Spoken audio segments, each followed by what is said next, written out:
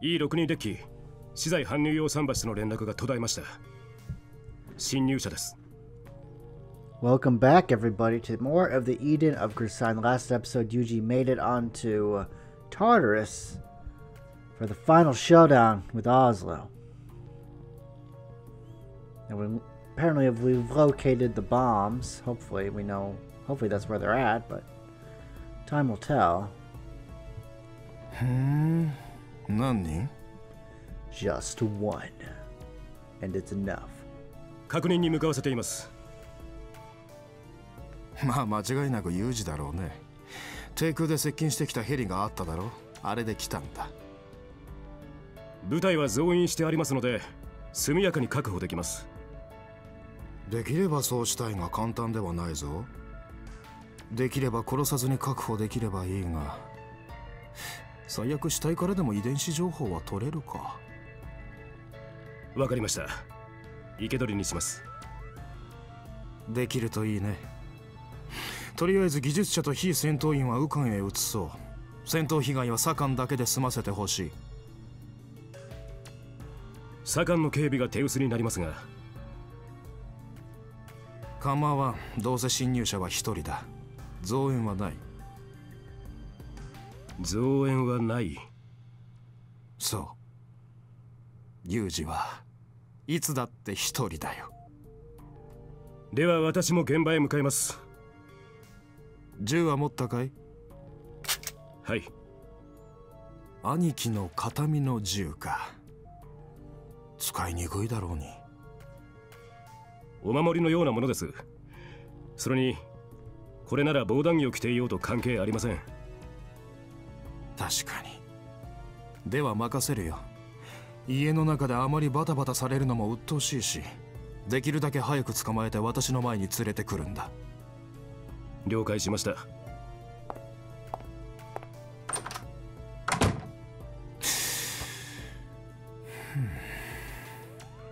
まあ確かに強力な銃だよ。事実、君の兄貴はその銃で先代の9029の進行を止めた。Oh. しかしね、その性能をあまり過信しない方がいい。確かに君の兄はその銃で9029を止めたが、同時に9029の手にしていた一本の刀で命を落としたんだ。そのことを忘れていなければいいけどね。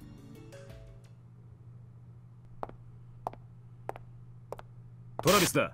状況はどうなっている？現認されている侵入者は1名。現在 B18 通路を A ブロックに向けて追撃中。侵入者は1人だぞ。まだ確保できんのか、役立たずめ。Oh damn. どうした？報告。総員兵8名全員殺されました。至急増援を。何をしている？相手だって人間だ。化け物じゃない。さっさと片付けろ。Sometimes I wonder. おい、どうした？何があった？おいおい、何人殺されたんだ？相手はたった一人のガキなんだぞ。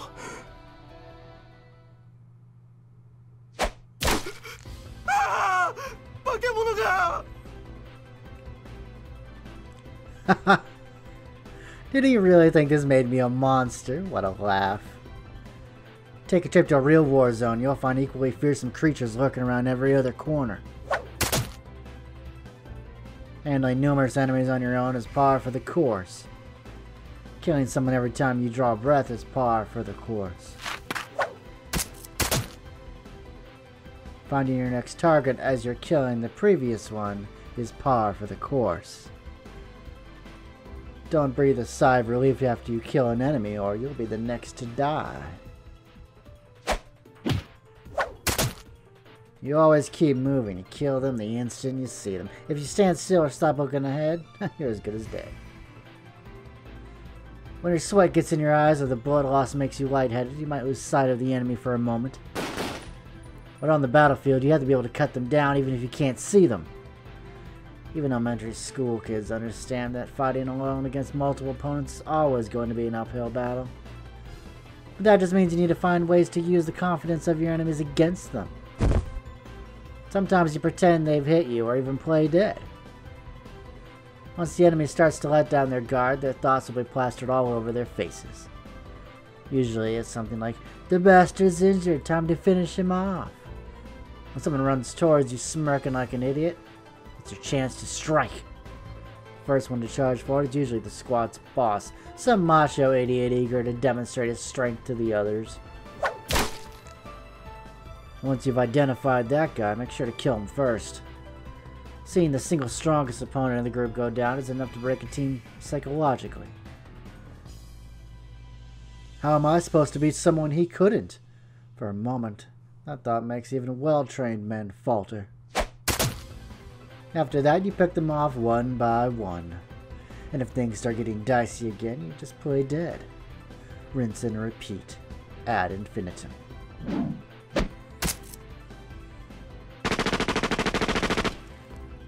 Stab an enemy with a knife. Use the body as a shield while you fire your rifle.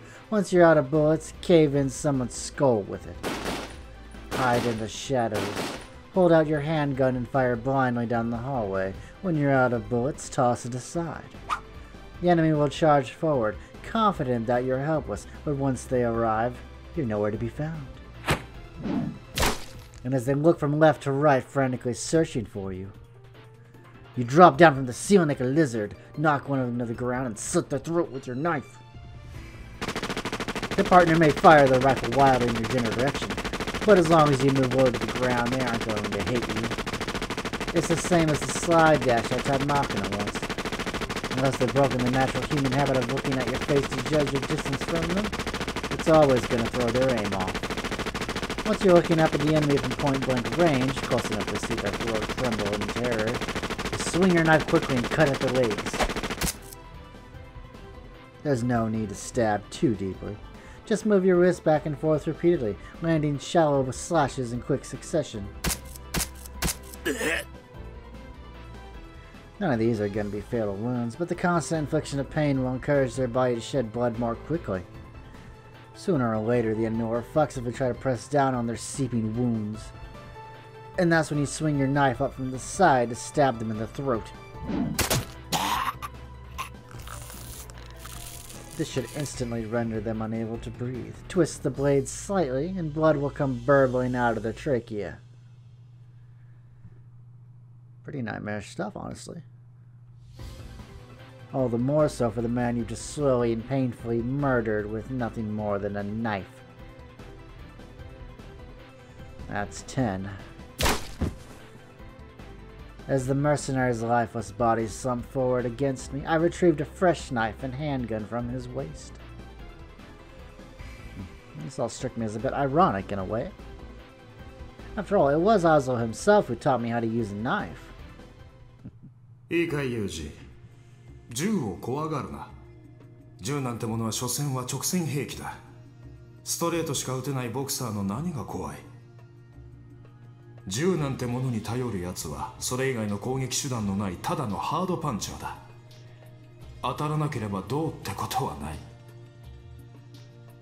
それに比べてナイフはどうだい。ストレートはもちろんフックやアッパーも撃てる。操る人間の技量でいくらでも軌道を生み出せるんだ。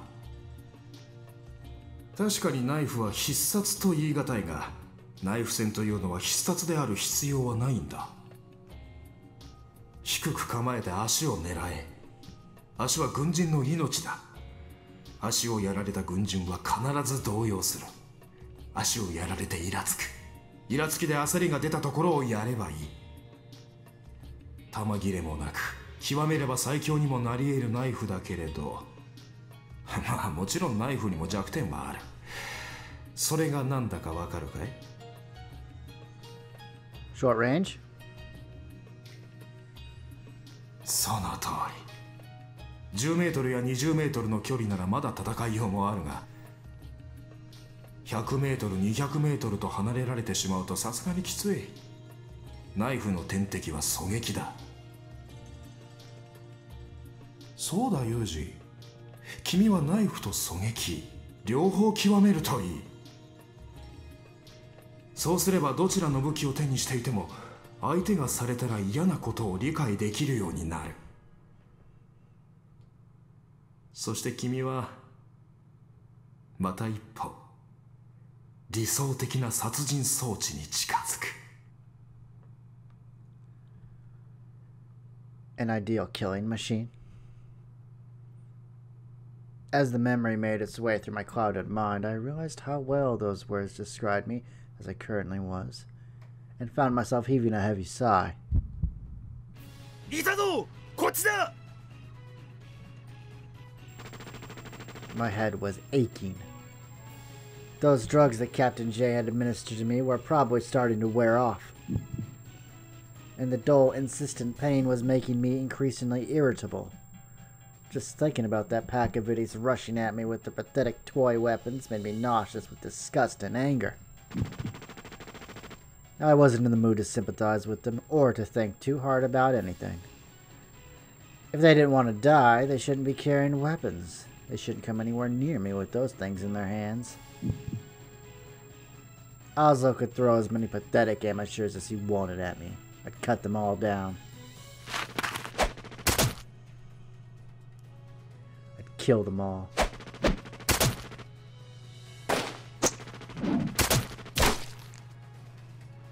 I'd slaughter them to the last man.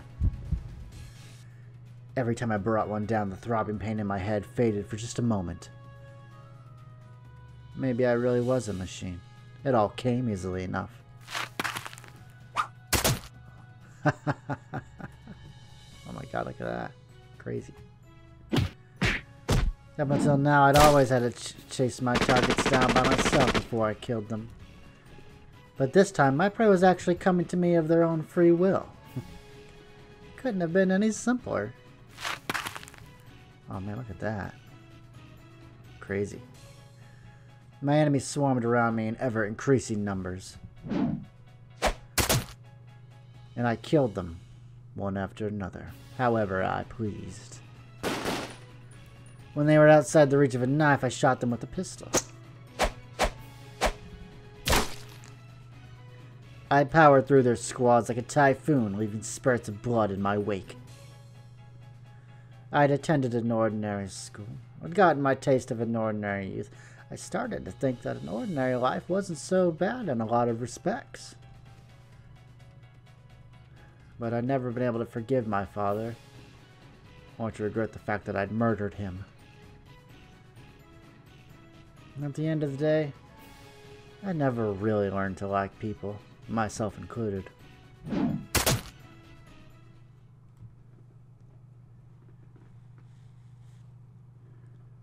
200 meters before I even reached the hallway, Travis knew that something was terribly wrong.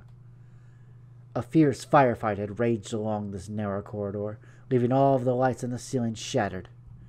And the air was thick with smoke and the pungent smell of gunpowder. The dark fluid covering most of the floor was almost certainly blood. The stench of it was so strong that he nearly gagged. And at the far end of the passage, an area now completely shrouded in darkness, he could sense the presence of something monstrous. What the hell happened here? After receiving a report from his men over the radio, he'd sent in reinforcements and then made his way over himself. Only a few minutes had passed. How could all of this have happened so quickly? Travis peered down the gloomy corridor, hands trembling against his gun.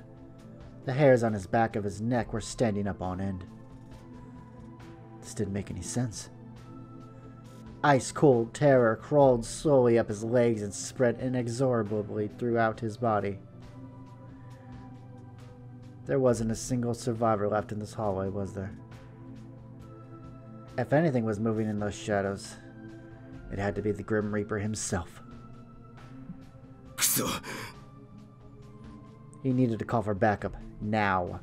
Before anything else, they had to repair the lighting somehow. The darkness was too much of a disadvantage.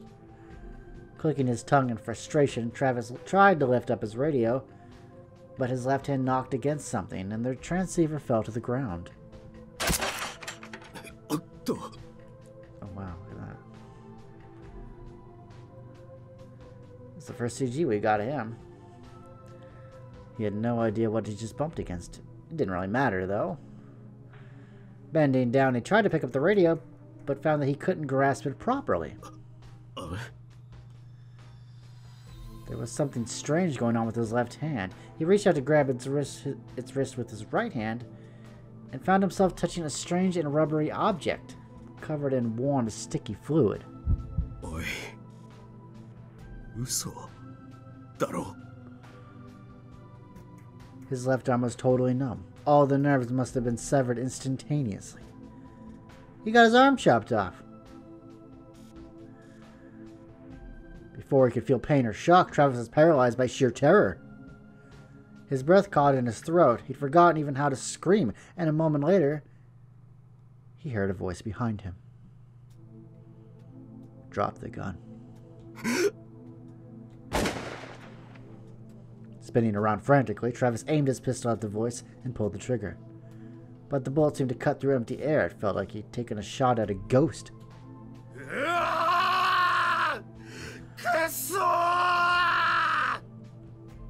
By now, his voice was hysterically shriek. Still unable to even see the enemy, he pointed the pistol blindly into the darkness and pulled the trigger again and again.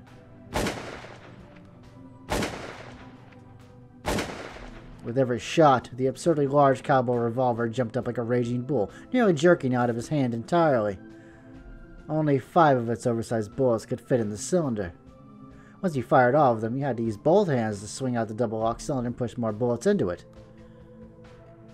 But right now, Travis only had one hand to work with only 1 bullet remaining in the cylinder. He hesitated with his finger on the trigger, and a split second later, he heard a peculiar sound. By the time he realized it was the sound of a blade slicing through the air, his right hand was severed at the wrist, and his gun clattered loudly to the floor.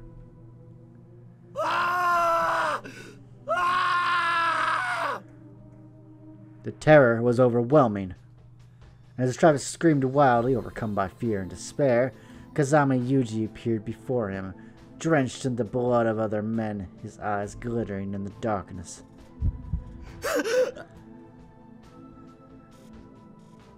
This was the gaze of a large predator studying a defenseless piece of prey. Once again, Travis's breath caught in his throat. I told you to drop it, didn't I? If you're going to blubber like a baby about it, don't carry that toy around in the first place. The quiet words resonated throughout Travis's trembling body, but before he could respond, a sharp snick followed, and everything went dark.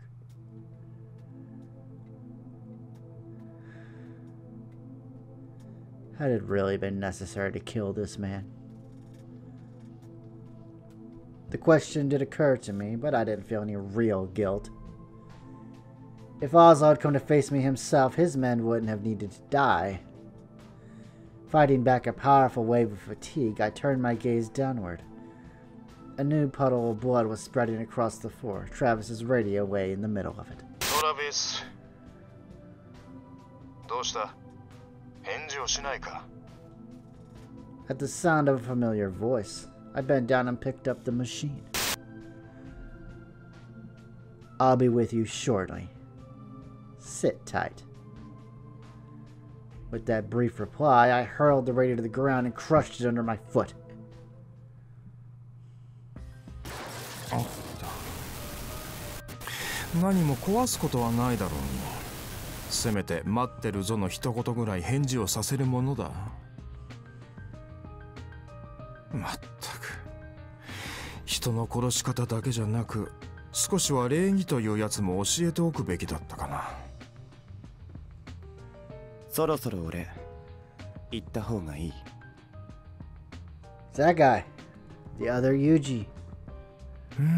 そうだな。あまり戦力を減らされてもかなわない。Let's wait for that. 行け。わかった。すぐ戻るよ。Yuuji versus Yuuji, the fight of the century. オーライオーライ That's cute. はい、OK です。ちょっと本当にこんなんで大丈夫なんでしょうね。理論上では水深600メートルまでの水圧に耐えられる計算になっているそうですが、実際に試した人がいないのでわからないそうですよ。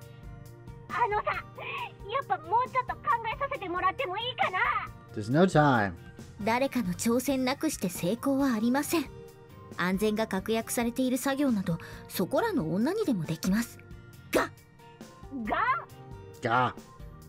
今この場でこんな無謀とも言える危険な深海作業を託すことのできる女は、そう、ツンデレ。嫌だ嫌だと言いつつも結局は従順なまでに朴突に一人の男のために命を張れる、そんな女に託すしかない。ツンデレ界のオピニオンリーダー、ツンデレの中のツンデレ、クイーンオブツンデレ。もしそんな女が御浜にいるとしたら、それは誰？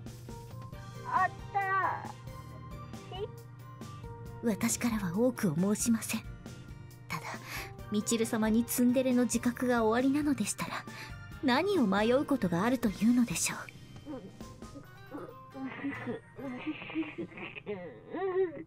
さあ、共に豊かなツンデレライフを謳歌いたしましょう。私のこと好きになってもいいんだからね。私のこと好きになってもいいんだからね。全然ダメですね。まだツンデレに迷いがあります。もっと大きな声で。私のこと好きになってもいいんだからね。That's better. いいですよ、みちる様。今の私にはみちる様がとても輝いて見えます。そう。はい、というわけでね、元気出して行ってみましょう。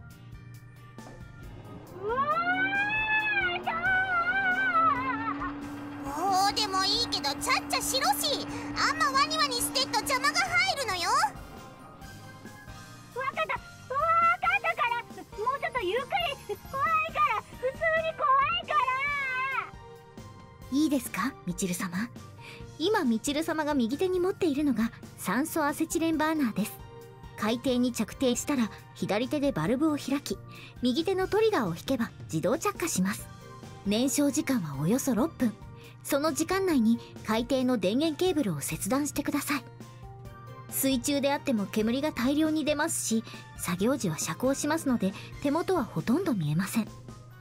ぐっとトーチを押し込んだ手の感触を頼りに切り進めてください。わかったわよ。行けばいいんでしょ。行けば。どう？作業の方は進んでる？kinda。はい、お姉様、順調です。さりげなくずうずうしい子ね。あなたを妹にした覚えはないわよ。That's cold。風見さんのお姉様は私のお姉様です。違いますか？違います。でもそうね。この仕事をやり遂げたら考えてあげてもいいわよ。はい、お任せください。頑張ってみちる様を沈めます。How's he gonna leave her to die? 基本的には有能だし素直で可愛いんだけど、どこか微妙にずれてるのよね、この子。It's a long story。まあいいわ。できれば30分以内で作業を終わらせて。これが終わったらどうすんの？タナネだなねタナネー？タナトスのお姉ちゃん、略してタナネー。イントネーションはアマネーと同じ。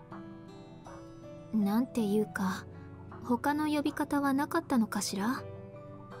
一応ね、本名のカズキからカズネーってのも考えたんだけど、なんかダサくね？つうか普通にありそうでつまんなくね？まあいいけど。ちょっとタナコ、このスーツ本当に大丈夫なんでしょうね。タナコ。もうグダグダ言ってないでさっさと作業を終わらせなさい。遊びじゃないのよ。 It's better than juicy Yuuji, that's for damn sure。 小峰幸はさっさと沈める。松島みちるはパッパと海底ケーブルを切る。イリス・マキナ、あなたは対空監視に戻る。あ、和樹、こんなところにいた。まあ周りは海だしね。She got you on that one, alright. どういう意味？っていうかさ、和樹ってちょっと目を離すとどっか行っちゃうっていうか、結構チョロチョロするよね。昔からそうだった。そうかしら。あの山にいた頃も、なんか私ずっと和樹を探してたような気がするよ。一箇所にじっとしていても情報が入ってくるのなら私もじっとしているのだけれど、やっぱり人間って不便よね。システムの一部だった頃が懐かしいわ。Oh, this is much better than being a computer. やだな。今さらやっぱ戻るとか言わないでよ。言ったでしょ、今さら戻れないわよ。それになんていうか、今の環境もそこそこ気に入っているわ。Home is where the heart is, as they say. どの辺が気に入ったの？なんかみんな私の扱いが雑。ごめん。あの子たちなんかやらかした？早速変なあだ名をつけられたわ。変なあだ名が気に入ったってこと？私にあだ名をつける人はたくさんいたけれど、面と向かってそれを口にする人ってあまりいなかったし、そういう雑な扱いって結構新鮮。面白いわ。変なの。I think it's just refreshing, you know? People are being blunt with her. ぼっち仲間の榊由美子なら理解してくれると思うけど。あ、そうだ、榊さんが呼んでるよ。私それで和樹を探してたんだ。相手が政治家や実業家なら電話であっても1時間で45万円の相談料を取る私を呼び寄せるとは、また豪気な。雑な扱いが面白いんでしょ？っていうか相談にお金取るんだ。政治家や実業家はただのものを一切信用しないからよ。やっと来た。それで私に何か用？用があるのは私じゃないわ。ギャレット隊員よ。Oh. 浮上してアンテナ V を流した途端にものすごい勢いでコールがあったわ。あらそう。回線は？皆さんお待ちかねよ。そこのパソコンで話して。お電話変わりました。タナトスです。様、今どこで何をしている？はい、そんなことを聞くために連絡してきたのですか？状況が変わった。爆弾が見つかったのですね。ああ、そうだ。Nice. 貴様の予想通り、新宿の薬剤試験場で爆発物が発見された。待機していた処理班を向かわせ、現在は一時的な無力化が進んでいる。Oslo's plan is starting to fall apart, piece by piece. Pretty soon, he's not going to have any bargaining power left. And that's when we finish him, when he has absolutely nothing left in this world. That's when we see the fear in his eyes as we kill him. 問題は、もう一つの新タワーの方だ。一つ目の爆弾が見つかったことで慌てて増員をかけて新タワーに押しかけたら、制圧前にタワーに引きこもられてしまったとか？通信妨害による現場指揮の不備が原因だ。誰もがその存在を認めていながら誰もが疑っていた。いかなる思想、いかなる要求があろうと、複数の国家に対し弓を引くような真似を一回のテロ組織がするだろうか。 Probably. ヒース・オスロがこれまでに取った戦法を見れば、わざと襲撃させたネストに核廃棄物を残しておくことで脅しをかける程度のことだったし、それで十分だった。脅しをかけただけで株価を操作することが可能だし、事実オスロはアポロン製薬の株をほとんど全て売却しているのだけれど、まあ複数の手順を踏んでいるから気づくものはごく一部でしょう。今や対テロの専門家は投資家であるという冗談があるけれど、政治的な思想や宗教じみた要求の見えないテロ行為は市場操作が目的であると考えて間違いない。そんなどこか楽観したような空気の中で、半ば現実の痛みとして喉元に突きつけられたナイフを直接目にして急に慌て出したということでしょう。今その場に何人残っているのかしら。3. 貴様の言っていることはよくわからんが、今この場に残っているのは私とSARSの本部長だけだ。でしょうね。おそらく他の方たちは思う存分戦うための準備とでも言い残して席を立ったのでしょうけど、実際は責任を押し付けて逃げ出したのね。お前に何がわかる。その場に残っているのがガッツのある軍人と、逃げ出したところで受け入れ先のない天下り役人だけだというのは理解しています。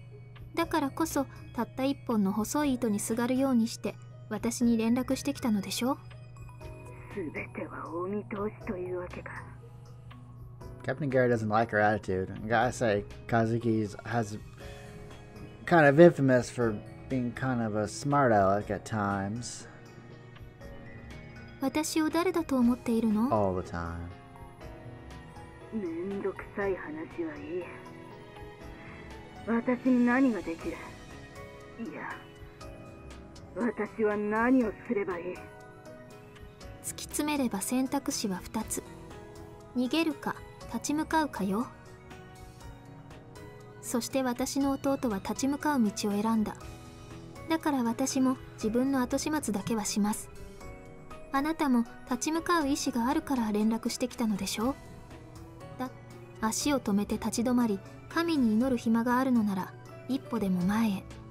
それが戦場というものよ。そうは言っても簡単には寝返りも打てないのが組織というものでしょ。ハルデラさん、こんな時のために備えて身軽さを信条としてきたSARSであっても、室長が不在のままでは浮き足立つのも仕方のないことです。そこに大塚本部長はおられますか？おう。私が市ヶ谷に戻ります。現場の指揮を任せてください。すまない、カルデラ君。行くの？ You're leaving?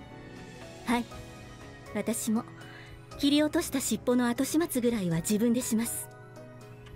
戻ると言っても船で送ってあげることはできないのよ。どうするつもり？ Is this where Malelia shows up? ミリエラ・スタンフィールド中尉のヘリが戻ってきます。彼女に送ってもらうつもりです。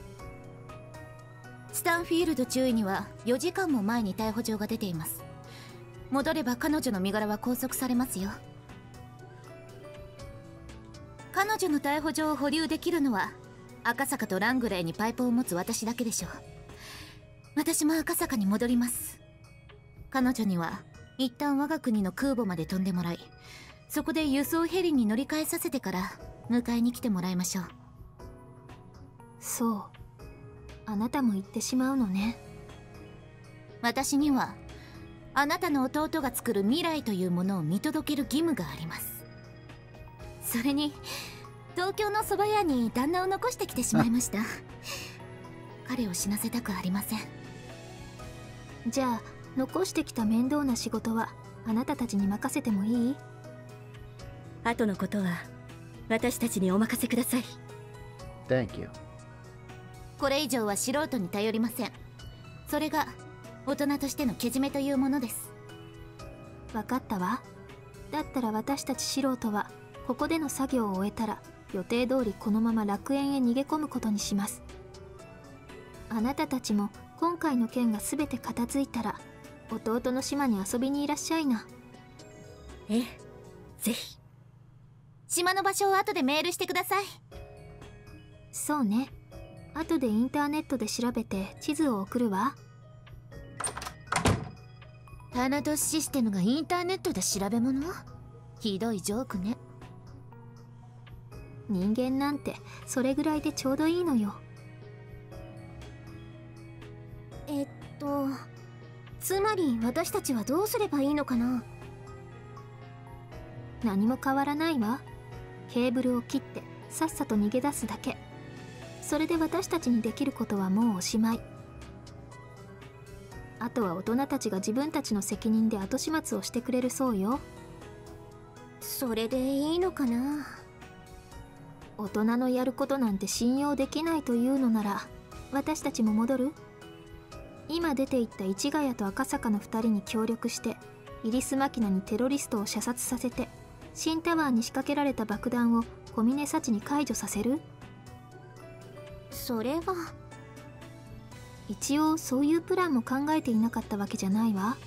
そのためのテストはもう実施済みだし。それはいくらなんでも無茶苦茶よ。多少の造形があったところで、所詮彼女たちは素人なのよ。そんなのやってみなきゃわからないじゃない。挑戦って大切よね。こら、ダメよ。わあ、こらなんて言われて怒られたの私初めてかも。ねえ、もう一回怒ってみて。え、急に言われても。もう一回だけね。こら。ダメ？ダメよ。大変。なぜだかわからないけれど、急に榊由美子が可愛くなったわ。Oh, she was always adorable. なんかさ、やっぱ和樹って変だよね。No. Let's put in it mildly. そうかしら。可愛くない？あとはそうね、 CD のシュリンクがうまく開けられなくていいってなる榊由美子とか。私の話はどうでもいいでしょ。ぬーい、艦長、海底ケーブルの切断作業が終わったのよ。そう、ご苦労様。 Oh, okay. 松島みちると機材の収容を終えたら直ちに先行して現海域を離脱します。了解。さて、私たちの戦争はこれでおしまい。戦争が終わったのなら女は何をする？戦場から男が戻ってくるのをご飯を作って待つ。 Oh yeah, sure, this is the 1950s. はい、正解。焼けてしまった家を建て直して男の帰りを待つのが残された女の仕事です。ぐずぐずしてる時間はないわよ。私たちの次の仕事は美浜学園の再建なのだから。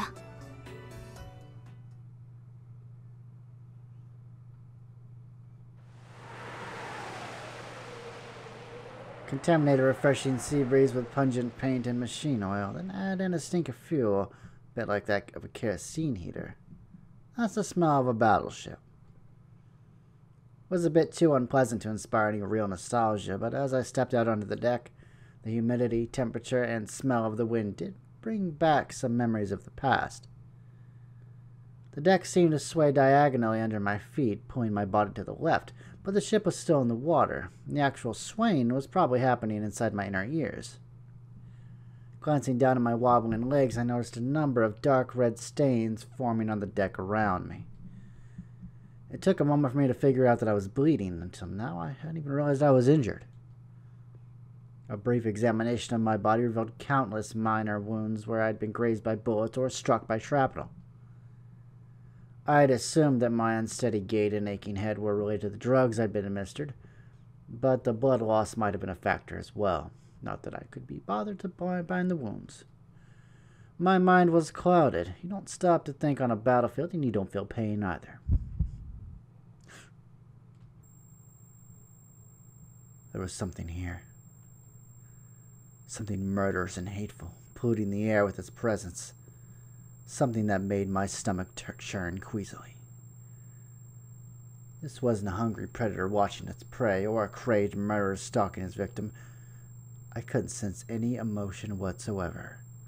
Just a single-minded desire to kill. If the Grim Reaper really existed, this was exactly how it would feel to meet him. It wasn't an unfamiliar sensation. Many years before, I learned how to shut my ears on the battlefield. You can't literally squeeze your ears closed like you can with your eyes. In the course of a battle, you are assaulted by all sorts of noises, conveying all sorts of information. Terrified screams, furious roars, desperate pleas. Whenever your mind processes the meaning of these sounds, your body grows heavier. Your arm stops swinging your knife and your finger freezes on the trigger. And so you shut your ears. You hear the sounds, but you don't think about them. Your mind turns itself off, and your body kills on its own. You don't feel a thing. I was in the presence of someone who learned how to do this. Someone with a cold, black void in the center of their soul. いや、随分とやられたみたいだね、兄さん。